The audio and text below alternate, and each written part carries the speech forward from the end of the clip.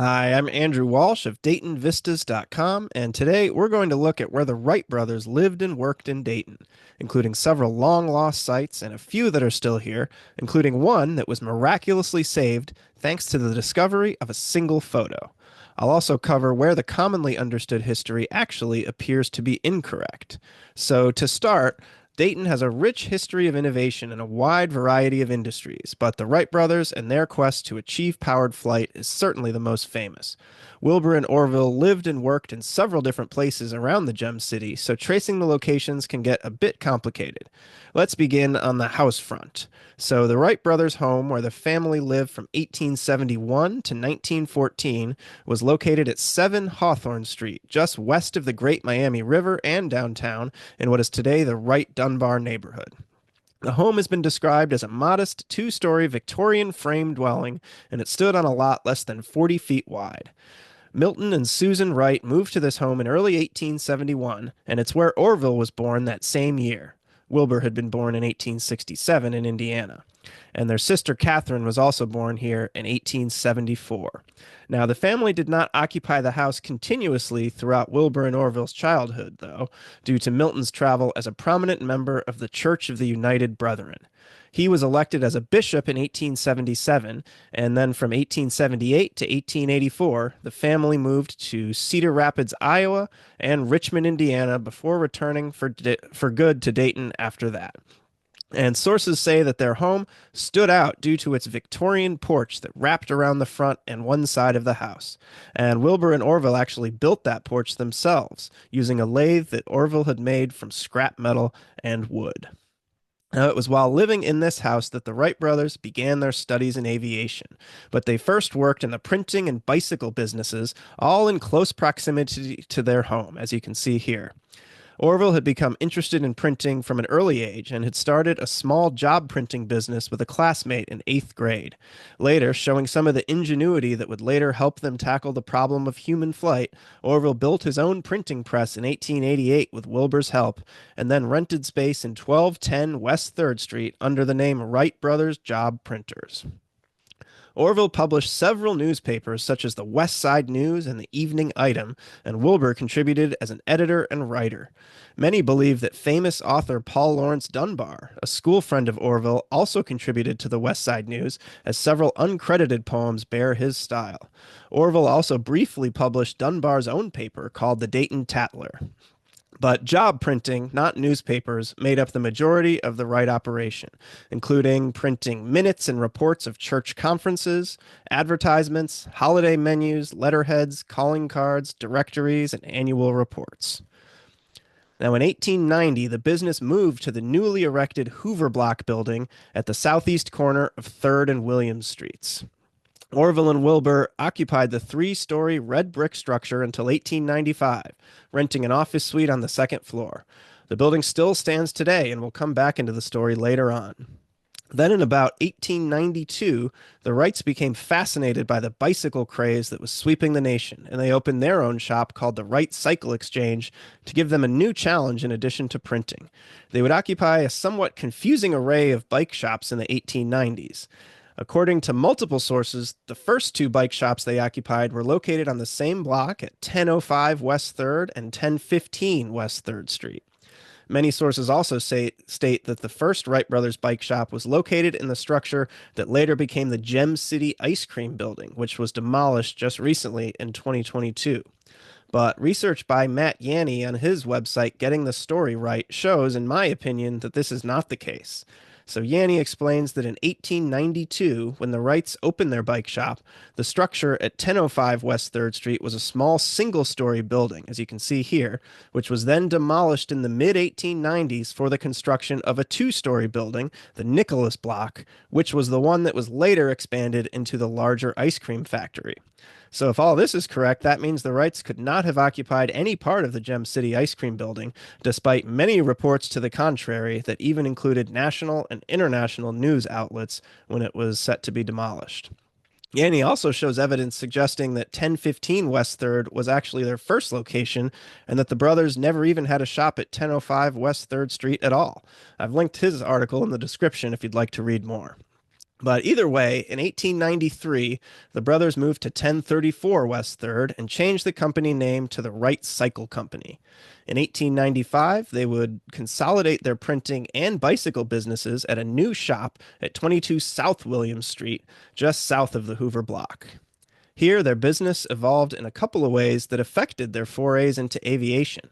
So, first, they began selling their own brand of bicycles, which gave the brothers the mechanical experience and financial resources necessary to begin their experiments into powered human flight. It was also while working here when their passive interest in flying turned to active research and development. And it's worth noting they also launched a downtown branch bike store at 23 West 2nd Street, but that closed in 1896.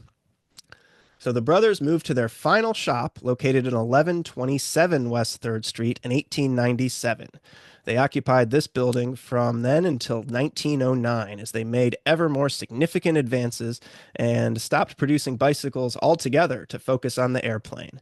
This shop was where they conducted experiments and eventually built their gliders, as well as the first powered Wright Flyer airplane in 1903. After their historic first flight, they would hone and develop the first practical airplane at the Huffman Prairie Flying Field just northeast of Dayton in 1904 and 1905.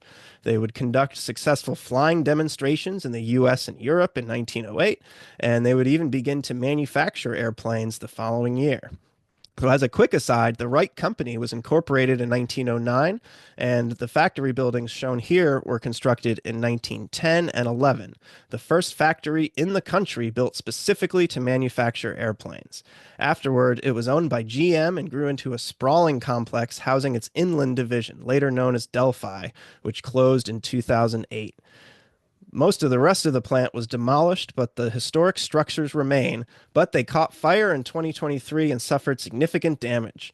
There had been plans to redevelop the Wright factory buildings and turn them into a museum as part of the Dayton Aviation Heritage National Historic Park, but the fire certainly complicated efforts.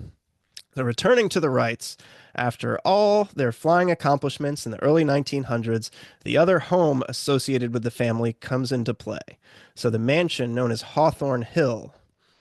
This was aided by their newfound fame and wealth, and Wilbur and Orville hired Schenck and Williams, a prominent Dayton architectural firm, to design a lavish home on 17 acres in Oakwood just south of Dayton.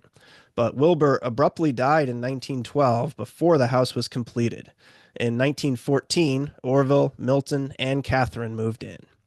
After that point, the fates of the buildings we've seen so far would diverge significantly, so let's investigate what is still standing today. So Hawthorn Hill certainly does. After Orville died in 1948, it was owned by National Cash Register, and then in 2007 it was acquired by Dayton History, which operates Carillon Park and today offers public tours of the museum.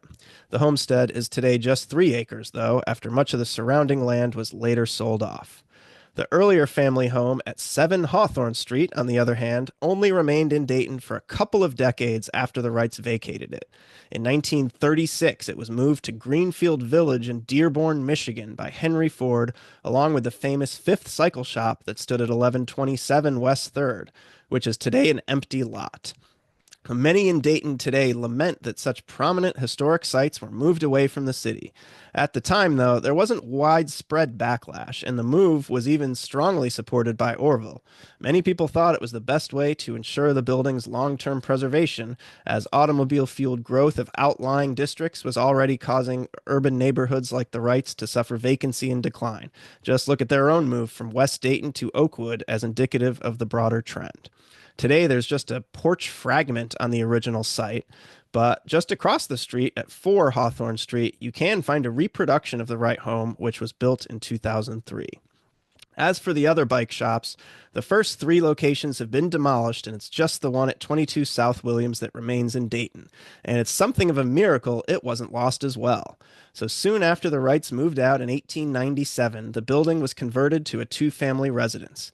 Its history was forgotten until 1980, when a magazine article by Fred Fisk about the Wrights included a very rare unpublished photo of the Wright bicycle shop, which had been provided by Marlon Todd. You can see that here. At the same time, Mary Ann Johnson was conducting aviation research in Dayton and discovered that the building was still standing. This helped set in motion an effort to save the structure, which was slated for demolition by the city, and restore it to its 1890s appearance. It was first purchased by Dr. Jerry Meyer to fend off the bulldozer, then by Aviation Trail Inc., a nonprofit co-founded by Johnson. Restoration work began in 1985 and lasted 3 years. In 1989, the West 3rd Street Historic District, including the Cycle Shop and the Hoover Block, also vacant and derelict at the time, was added to the National Register of Historic Places. And in 1992, the Dayton Aviation Heritage National Historic Park was created by an act of Congress, and the buildings later came under the ownership of the National Park Service. Today, the Hoover Block and the adjacent Setzer building are connected to a new visitor center behind them that serves as the main entrance to the Wright Dunbar Interpretive Center that has many exhibits dedicated to the Wrights and also Dunbar. Visitors can tour the cycle shop next door as well, and around the museum on West 3rd Street, a variety of redevelopment and construction projects are bringing new life to many of the historic buildings. So even though many of the prominent Wright Brothers structures are gone, they are definitely still worth a visit. That's it for today. So if you're interested in following my work, please subscribe to my channel for new videos, and also check out my writing on DaytonVistas.com so you can see history articles. I write about urban redevelopment, and you can also take a look at my book, Lost Dayton, Ohio.